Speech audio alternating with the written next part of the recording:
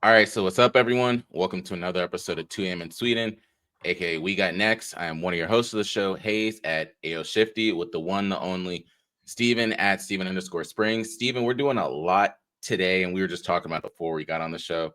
I don't know how it's going to end up working out, but how are you doing? How's life treating you? First things first. I've had this jersey for, um, man, I'm 33. I probably had this jersey for 15 years, I guess, or however long he's been in the league. It's probably the first time I can actually, first time, by only time I'll ever be able to wear this jersey. This was gifted to me by my aunt, God rest her soul. My aunt Susan gave me a Jared Allen Viking jersey. You've seen this jersey before. I thought Actually, so, yeah. it's from 2010. It was their 50th anniversary season. Damn. I mean, this is as authentic of a jersey as you can get. Like, it's stitched. It's heavy, dude. This is the heaviest jersey I've ever had in my life. So in honor of Jared Allen, gonna rock this today. Okay. I'm gonna go full Nelly early 2000s mode and go backwards. To rep Jared Allen, Pro Football Hall of Famer. Damn, that is thick. So I'm gonna rep Jared Allen today. Okay. But shout out to him. And he was number 69, so that's even better. That makes it even better. Insane. He was before his time with that one. Yeah. But I was telling you about my kids before this. So my wife bought a purse, a bag, and it came with a little perfume thing. Just one of those small little tubes, right? Both kids sprayed it. So Mia sprayed it first. Horrible smell. Horrible, dude. Strong as can be. Like lingering. And I kept walking around the kitchen like, what the fuck? What is that smell? Yeah. And I saw it on the counter. I picked it up and I was like, Mia. I said, Brooke, who sprayed this? And she said, Mia did. I was like, Mia, do you smell yourself? And dude, she stunk. I was like, you have to go take a shower. Like, please go take a shower. It's all over you. She did. She still stinks. Mason. Oh my God. This is like an hour and a half later. Mason, we were going upstairs to do bedtime just now. And Mason was like, now I smell. I'm like, what do you mean? He's like, I sprayed it. I'm like, what do you mean? What? That little bottle? He's like, yeah. I'm like, where? Bro, all over his hands. No. All over his hands. Dude, if I lit a match, his hands would have caught on fire. And it's just like I didn't have to go like this. I could smell from here. And he's like, do I need to take a shower? I'm like, go wash your hands. I don't know. Maybe that'll do something. He comes back, smells even worse. I'm like, yeah, you gotta go soak in the shower. And I'm like, dude, every possible soap that you can use, just put them on your hands and just clean it for like 10 minutes. Hot water. I mean, it didn't really do much, but like, bro, come on. Why? The whole house stinks. We have 3 candles going, 3 different scents, all in the kitchen. You smell it in the basement? Open. Bro, stinks. Stinks, bro. You've been to my house. Stinks. Yeah. I'm like, Mason, what the hell, man? Like, why? And I'm like, bro, come on. Like, I was genuinely mad at him. Yeah. Like, bro, that was an hour and a half ago. This is coming off last week, too. That was an hour and yeah, he's a problem. Love the kid, but we might get interrupted here in a second by that. Okay. No. But keep going. So the funny part about that is I brought it up before the show that I wanted to actually ask you. So I had to get a package from downstairs in my building, and then it just so happened that the 2 elevators. I'm still here, by the way. No, you're fine. It just so happened that the 2 elevators were on piece to the ground floor at the same time. So I got in the first one. The dad behind me got in, and then his kid was like, "No, I want to get in the other one." He was like, "What do you mean you want to get in the other one?" "I want to race you." So if you're a child, and I had a lot of thoughts. I don't have kids. Hold that thought. I'll be back in 60 seconds. Okay, that's fine. So I'll finish the rest of the story for everyone that's out there, and then I'll be able to explain it more. And then while Steven's gone, I'll end up bringing up what happened today on one of the infamous trips that we ended up going on. So I got in the elevator. The dad behind me got in the elevator. This couple behind the dad got in the elevator with me. And then the kid was like, I want to get in the other elevator. So the couple, they pushed floor one. Number one, anyone that knows me, that's a pet peeve of mine. Why the hell are you going to get on to go up one floor? I get it. Some people need to. If you have disability, cool. I understand. They didn't. They could have easily have just gone up or just waited for the next elevator. The next people that ended up, the dad, he was going to 5. I was going to the 3rd floor. So I'm thinking in my head, this child should easily be able to beat us. We have to stop at 1, 3, and then we'll end up going to 5 for his floor. All right. So first floor happens. He gets off. Well, the couple gets off. Cool. I'm thinking at this point, if I'm the dad, I'm like, where the hell is the child at? Like, why did he really say, you know what? You can end up getting in the other elevator. 3rd floor happens. I get off. I look. The other elevator is only on the 2nd floor. So, mind you, the kid had nobody else in this elevator. So, Steven, if you had any of your kids that said, I want to get in the elevator to race you, number one, are you going to say yes? Number two, what are you going to do if you get to the top before they get to the top? Okay, so what's the scenario? Okay. So both elevators were on the ground floor. Yeah. Same time. I get in the elevator and then the dad gets in my elevator. The son says, I want to race you, dad, to see if I can get to the top first. Yeah. I get off at the 3rd. Dad's getting off at 5. There's a couple that also gets in the elevator. So dad says yes. All right, what the hell? Let him get in the other elevator. The race is to floor 5. Couple gets off at 1. I get off at 3. He's getting off at 5. So we have to stop 2 times before we get to his. The kid is just his own. Are you letting your child race you to the top, or are you saying just get in the elevator with me? How old was the kid? Maybe 8. No. No. Okay. No. Just like there's too many things that can go wrong. Like, no, it's not worth it. Like, I'll be fine, but the kid's probably gonna panic. That's what I'm saying. Ain't no way, dude. Now, if they're like 12, 13, whatever, like, sure, yeah, because they can handle that situation and no one's gonna really panic. But like a 6-year-old and 8-year-old, no way, dude. No way. No chance. So that was my thinking because of the fact, what if some shit happens? Number one, how would you feel if you get to the top and you realize the other elevator gets stuck? Then what you gonna do? Yeah, dude. Like I said, too many things can go wrong. Too many things, dude. Yep. And I just don't. No one wants to deal with that. If you're a parent, no one wants to deal with those types of situations. Yeah. Like, no. So that was the main thing over there on that side. The other part that I wanted to get into, just going into all the different segues, quick slants. How's that been? For anyone that did not listen to the breakdown of the positions, go a little bit, don't give it all away, but what are your thoughts? You do have 12 people listening to you right now. Oh, word. Yes. Hang on. I need to take this fucking jersey out, dude. This thing is. So so shout out to Jared Allen. Although we have to go straight with Penn State on this one, but Yeah, give us a little bit about quick slants. My bad. Yeah. Put another one out today. You mentioned the position breakdowns last week. Did the schedule breakdown. Spent way more time going over the roster and the depth chart and position groups, all that stuff, ranking them, doing that whole thing. Close to an hour episode, so I don't anticipate getting as many views as I normally do, but be happy with whatever I get. Yeah. Spend some more time on it. Gonna have Jay Hill on in a couple weeks, probably the week before the season starts. He's back at camp next week, I think it is. So give him some time to be around the boys, see what the vibe's like, and then we got some Q&A for him. But yeah, this is week 3 so far, coming up quick. Coaches poll came out. Penn State's ranked 3rd in the country, behind Ohio State, behind Texas and Ohio State, respectively. So they meet week 1 in Columbus. But AP poll comes out, I think, in a couple weeks or a week or so.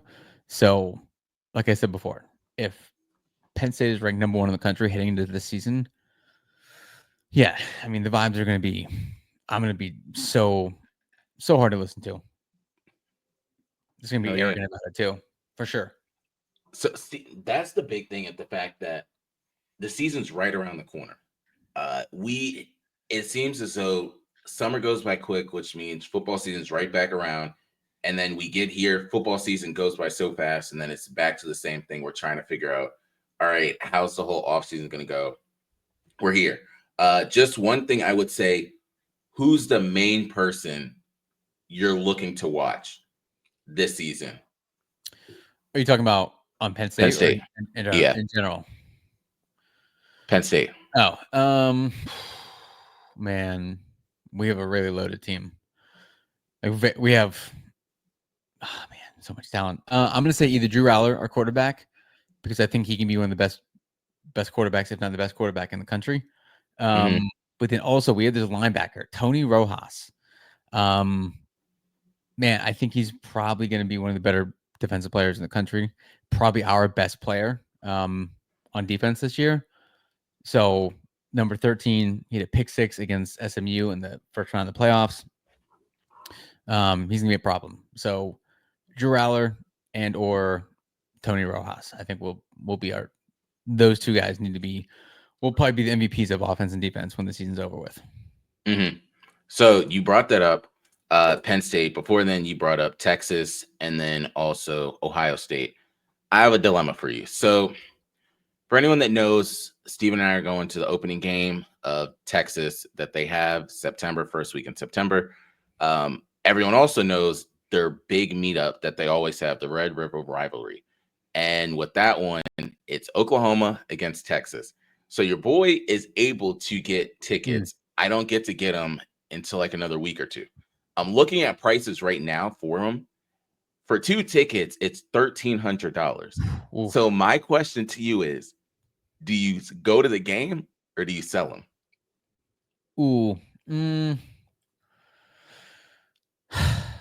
I would say sell them because Oklahoma's not that good this year. I know that's like very contradicts a lot of things that I say like about college football and like those games.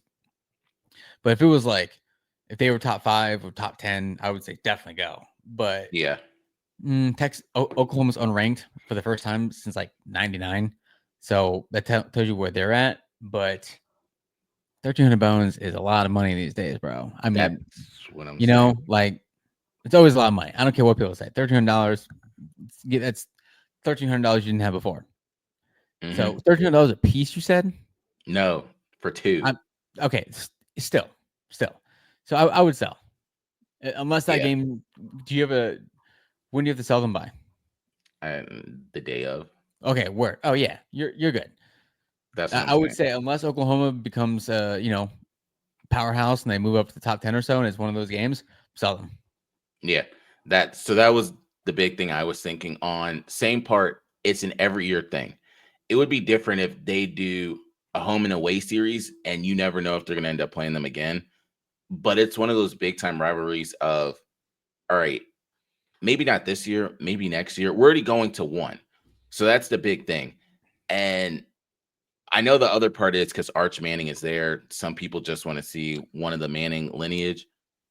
That game, if they beat, like, let's say, I know they're playing at San Jose State, but it's a week after they play Ohio State. And if they beat them in Columbus and Arch has a huge game, like the vibes are going to be that much higher in Austin, which is going to be awesome. Yeah.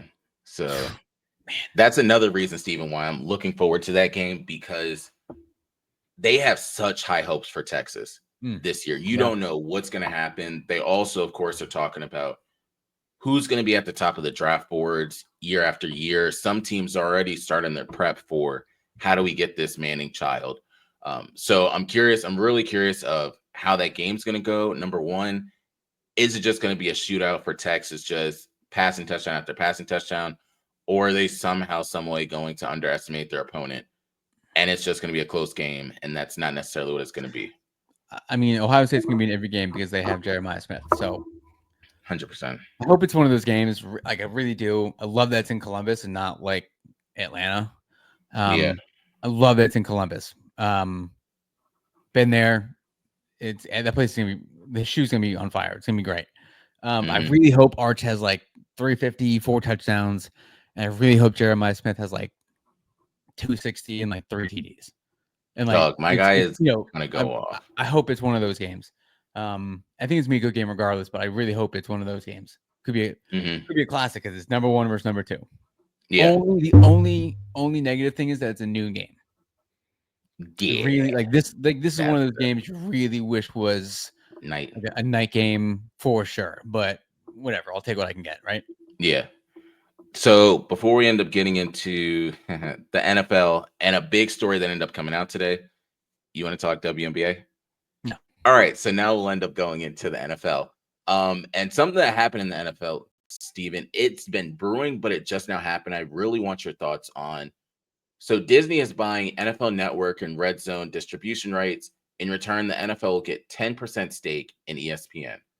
What are your thoughts on this? Because in the words of reality TV, this 100% start to sound messy, and also people have investments in this stuff. I really hope it's not like what's happening with like the product itself. Like behind the scenes stuff is whatever. It's always gonna be messy, but like the product itself that we watch every Sunday, like, are you really like bold enough to change it and like really take away like what we've been using for the last like 15 years?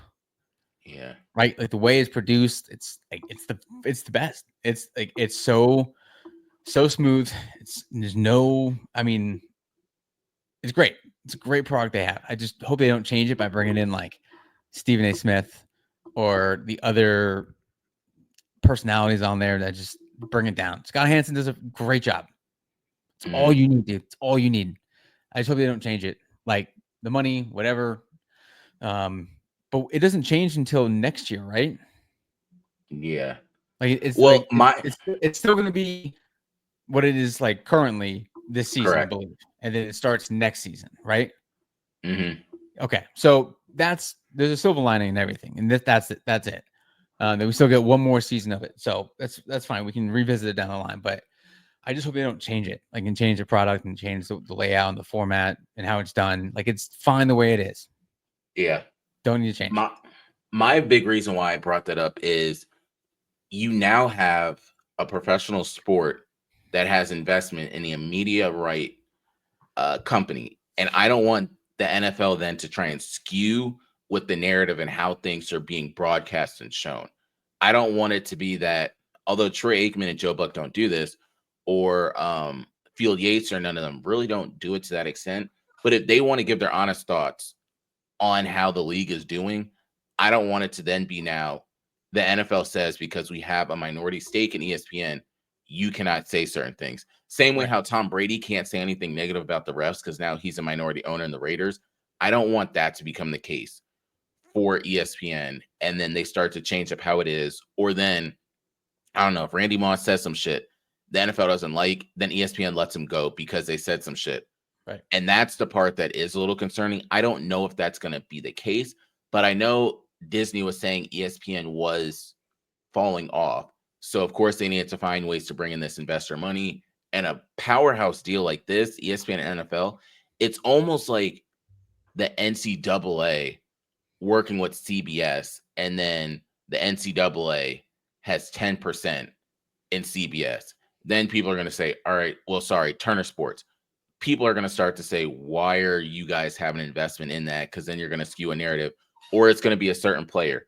If you really don't want it to be, let's say, Jamar Chase, you really don't like his antics and certain things, you really want it to just be Ladd McConkey, I don't want the NFL to skew that narrative and make it Ladd McConkey as the face or the whatever it might be. So that's the big thing on that side. Other part I wanted to bring up with you is, did you hear the story that your boy Max Crosby broke? No, what?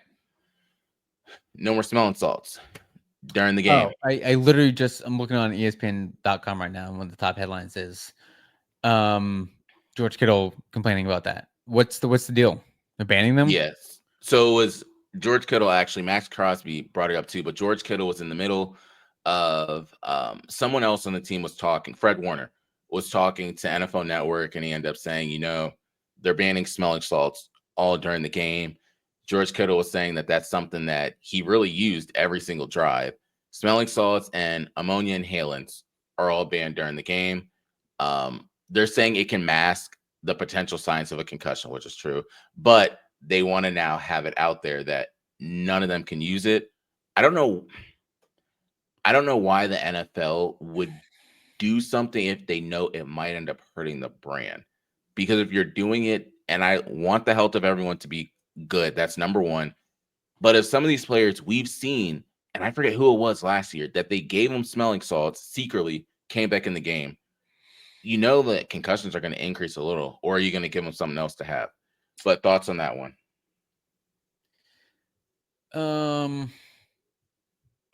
I think it's such a weird topic. Yep. Have you ever done sewing salts, by the way? Only once. Really? I've never done it before. I don't really want to. It looks painful as shit. But I guess it does what it needs to do. I mean, the NFL is always going to err on the side of player safety and health. Mm-hmm. Like even if they don't want to, like they have to, obviously, right? Like they can't. They talk all this shit about concussions and they, how they want to minimize them and this and that and the penalties, all that kind of stuff. Over the last however many years, this is one of those things that can, help with concussions. Great, we'll do it. Sign us up. Whether we want to do it or not, we know we have to. We gotta back it up what we're saying. So it's not surprising, I guess, that they would ban something like that because of that. But like that's such a weird topic. Yeah. It's not surprising, though, right? Not really, right? Like no, fine. It makes sense as to why. I get that. So the other part is, go ahead. Without reading the article, did they say what the penalty is if you pet, or like how do they even know? Like, can they test you for it? Or what the hell? I really don't know that much. I know some sort of it's going to be an ugly fine that they'll end up getting. That's one thing for sure. Interesting. Other part is, so you all probably know that Mike Williams did retire, which good for him. He needed to. But on the flip side now, Keenan Allen has signed to come back to the Chargers. I don't know what it is about this year. Everyone's going back to their home places, no matter the sport. Right. Damian Lillard did it. Of course, I know some Chris Paul did it as well. And now you have this in the NFL, Keenan Allen going back. It could have been Keenan Allen and Mike Williams, but it's just Keenan Allen right now. So any thoughts? I know he's not the number one. Ladd McConkey's the number one over there. But what are your thoughts on that one? No, good for him. Yeah. Finish where he started, I guess. I don't know what the expectations are, but yeah, good for him. I have no issues with Keenan Allen whatsoever. Good for him. I feel it opens up and helps Rome Odunze now on the Bears, whereas he can now become the number 2 option. DJ Moore is still number 1, but Rome Odunze can shine a little more. Caleb Williams can figure out that duo as to what they want to do over there. But none of this is what you guys came for. The 17 people that are listening to us right now live, you guys came for this fantasy football rankings. I know it's coming about that time of the year. Steven and I will talk about the mechanics and workings of what just happened in ours. Shout out to Max. But we're going to talk about the quarterback position right now. So what we end up doing is a top 10, and we can do honorable mentions. Do you want to start? You want me to start? I'll start. Okay. I know you can start. You can start. Okay, so just as real quick. CBS Sports just released their top 136 rankings. Penn State sits at number 2 behind Texas. Really? Okay. Fucking see, idiot. that's solid. All right. Anyway, back to the rankings. Just giving everyone caveating all of this, we're going to have probably around the same top 10 to 11 in a very different order. It happens a lot of time. We get the same names, same with what happened to tight ends. But I'll give a little bit of a basis as to where I'm going with all of this. Honorable mentions to start. I have Justin Herbert. Reason why I have Justin Herbert as my honorable mention, he had a solid year last year. Again, he did get a rookie wide receiver that is coming in there. He has Ladd McConkey, another year in the Harbaugh offense. Then you also have Amarian Hampton and you have Najee Harris over there. So different weapons out the backfield for him to throw to. Last year, passing wise, he did have a 3,800-yard passing season. He did have 23 touchdowns with 3 interceptions. Very solid. Only thing is, and this doesn't impact it on the fantasy world, it impacts it in the real world. He did have 41 sacks, and you can't get sacked 41 times. One of the leaders last year was Caleb Williams in sacks, and that was 68. But just for comparison purposes, Justin Herbert had 41 sacks, Josh Allen had 14, Lamar Jackson had 23. And you have your quarterback Caleb on Williams his got back sacked 68 times last year. Huh? Caleb Williams got sacked 68 times last year. Yeah. Whoa. Yikes. That's terrible, Steve. That's tough, dude. That is You're tough. not going to go anywhere with something like that. But so Justin Herbert's numbers, he did have 332 completions on 3,800 yards. That's my honorable mention. Number 10, he got overshadowed, and I brought this up a lot when I was talking about Rookie of the Year. Of course, it went to Jaden Daniels, but Bo Nix. Number 10 is Bo Nix. He ended up throwing for 29 passing touchdowns, had roughly 3,800 passing yards. Again, sacks-wise, 24. I'm bringing up sacks because that also leads to injuries. If you are getting sacked more, the likelihood of you getting more injuries will happen that way. So you need a solid offensive line. His offensive line did get better. He also does have good running backs. That's another thing. He has Cortland Sutton as well over there. So he has weapons to end up working with. Evan Ingram is there as well. Steven brought him up last week. So Bo Nix is number 10. Number 9, he can finish 25th or he can finish number 9. And that is Sir Video Gamer himself, Kyler Murray. Kyler Murray had 3,800 passing yards, and Kyler Murray had 21 touchdowns, 11 interceptions. That ratio is not good no matter how you look at it. You can't really be doing essentially 2-1 a lot of these times. You have to get more on the passing touchdown side. Another thing I do want to see from him is he did have 572 rushing yards with 5 touchdowns. I want to see him use his legs a little bit more to help out, whether it is Marvin Harrison or even Trey McBride. Both of those can be helpful with it. James Conner, he has out the backfield, so that's another one that I feel can help him increase his passing yards that he did have. Completion percentage was 68%. That's ranking amongst the top. The highest you end up seeing is Jared Goff at 72.4%. So Kyler Murray is a more accurate quarterback. We just need to see him increase that passing yards to get over the 4,000 mark. With the receivers he has and another year in that offense, he should be good. Number 8, Sir Jared Goff. And Jared Goff had the highest completion percentage at 72.4, 4,600 passing yards. He has stellar weapons around him between David Montgomery. He has Jahmyr Gibbs, Jameson Williams, Amon-Ra St. Brown, and also Sam Laporta. All those weapons should end up helping him out there. Again, one of the best trades that I've seen out there in the league was Matthew Stafford for Jared Goff. Touchdowns-wise, 37 to 12 interceptions. That's mainly the reason why I put him there. Number 7, Baker Mayfield. A lot of us know what he did last year, 4,500 yards, based off of where he did come from. So Baker Mayfield I have at number 7. Number 6, Jaden Daniels.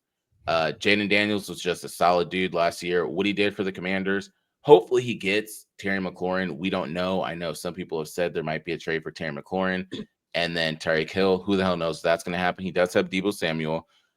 He does have Zach Ertz as well. So he has solid weapons to work with over there. But I have Jaden McDaniels, second year in this offense. He should end up doing well there. Number 5, the Super Bowl champion, Jalen Hurts. Another year, tush push is still around, or whatever you want to end up calling it. He did not have a lot of passing yards. For a lot of people that probably doesn't know that, only had 2,900 passing yards, but he made a lot of it on the ground. He had 14 rushing touchdowns, and a lot of those were at the goal line. He had 630 rushing yards that finished within the top 6 of rushing yards for quarterbacks. And he has A.J. Brown, he has Devontae Smith, he has Dallas Goedert, and also Saquon Barkley. So he does have the weapons to increase that. But if you're winning this way, what's the need to end up increasing the amount of times you're throwing it when you have all these weapons around you that can do work for you?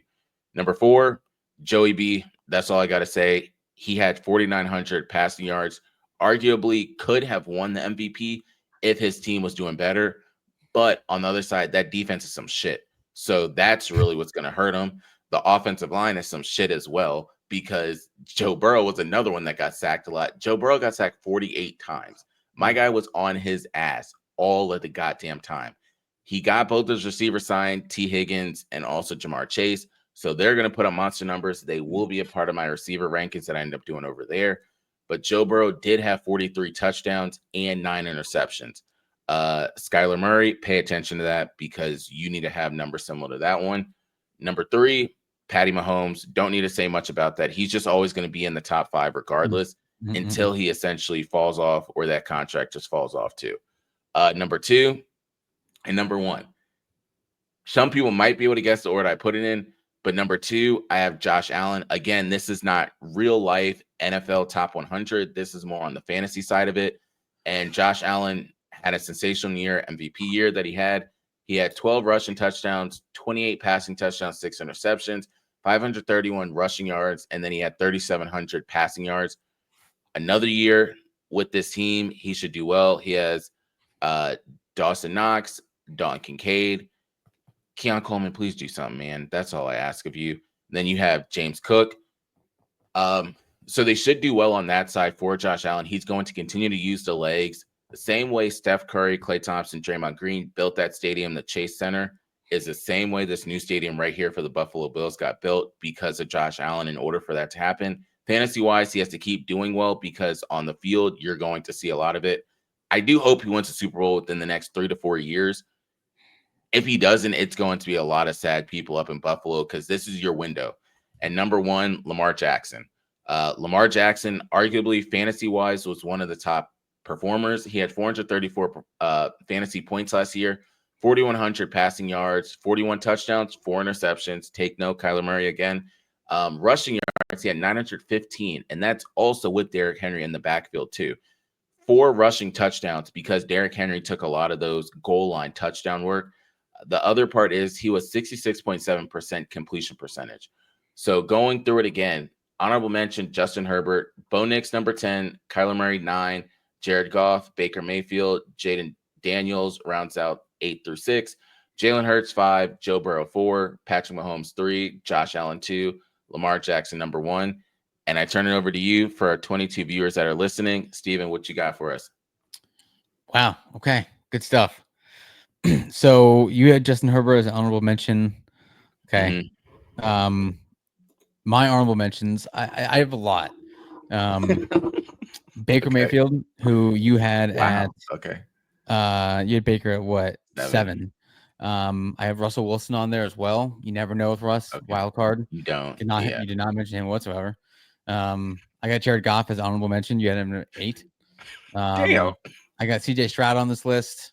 I got Trevor Lawrence on this list. I got Bo Nix as honorable mention. You have him at 10. So there's a lot of good quarterbacks, but those honorable mentions, you don't know what you're gonna get from them. Maybe. No.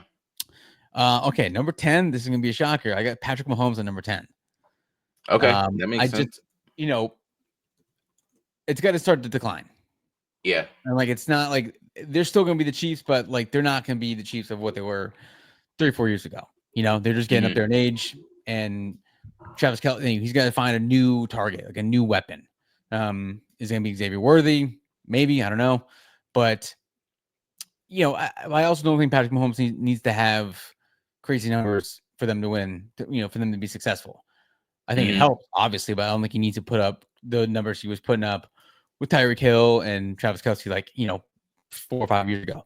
So I got Mahomes up there. Number 9, I got Kyler Murray. We both have him at number 9. Wait. Yeah, we both got Kyler Murray number 9.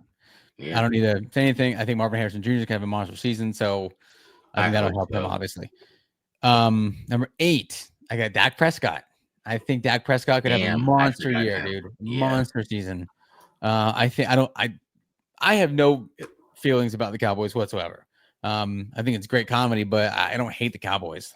I don't hate Dak Prescott. He was nice in college when he was at Mississippi State. Yeah. He's been great in the league too. Been hurt, but I think with George Pickens and CeeDee Lamb, again, this is all based on potential and what we all think that this team could potentially do if they get it together. If George Pickens and CeeDee Lamb both get together and they're both playing, at their best, that's gonna be a problem. Yeah. And Dak Prescott obviously is going to benefit from that more than anybody. So he could have like a 4,500 yard, 45, 50 touchdown season for sure with those two guys. Yeah. Because they can both go double digits. So I think he could have a big season. 6, we have the same guy, Jane Daniels. Yeah. I'm big on him. Sophomore slump, maybe. But even Who do you have at 7? Jalen Hurts. Sorry. I was looking ahead. I'm sorry. I was looking ahead number 6. Yeah, Jalen Hurts, again, he doesn't need to have a big season, but he'll have every now and then he'll have one of those big games where he needs to put up 300 yards or, maybe 150 receiving or rushing and passing. So you never know with him though as well. He could be off this list.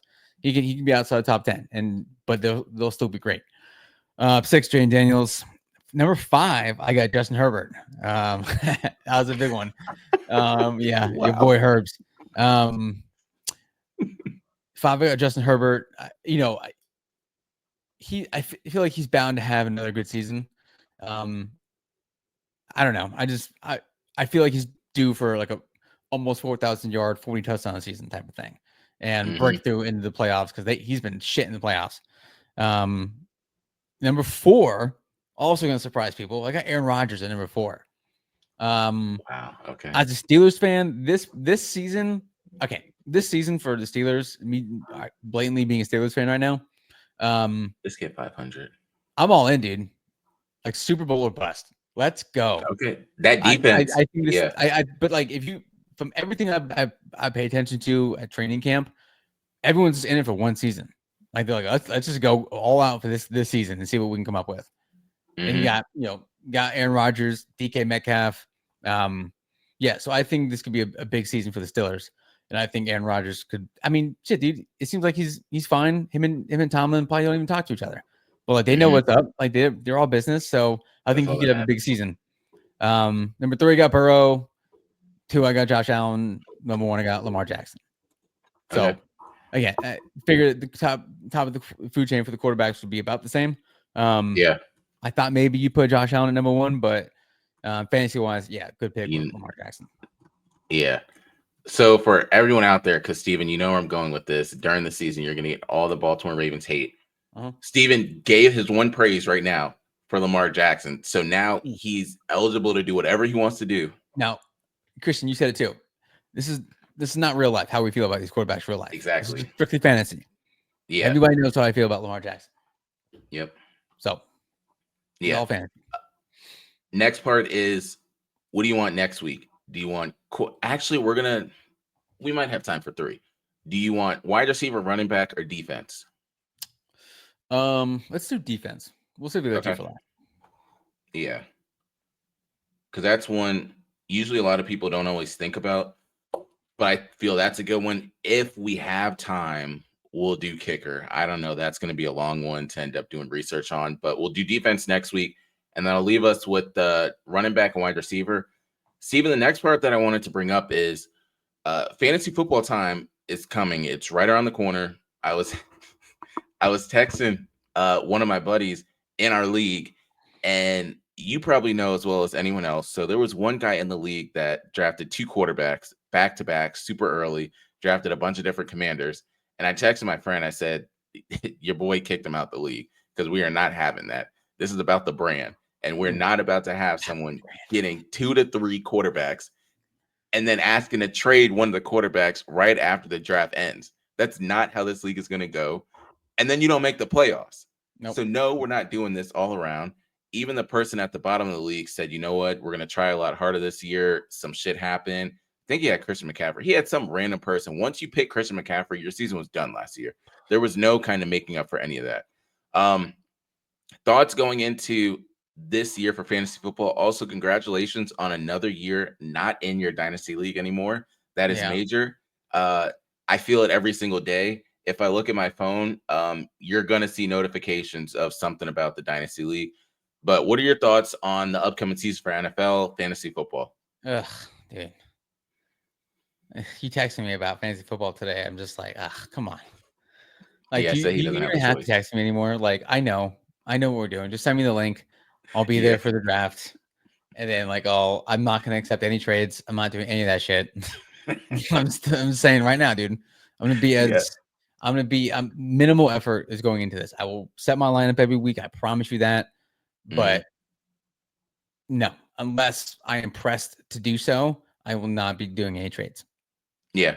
I'm gonna do my draft. I'll do a little bit of research. I'll have a good team. I promise you that. But that's it. And by now you know this, so this is just for everybody else to know more so than you, obviously. Yeah. So other part How many too leagues that are you is, in, by the way? I think I have 4. Yeah. I've consolidated a lot. I used to do 6, had to cut off 2. We're at 3 or 4 solid ones that I do every single year. One of them, I was texting Tiana as well because I'm in hers, she's in mine. So we're just both in those. So that's 2 right off the bat. Where we used to work in the beginning, I've been in that league. So my goal is to just win that, then I'll retire. I just have to win and then I can just stop. I've gotten too close at this point. And then I have another dude that's in our league. I'm in his league. So it's just those 4 that I kind of close myself off to.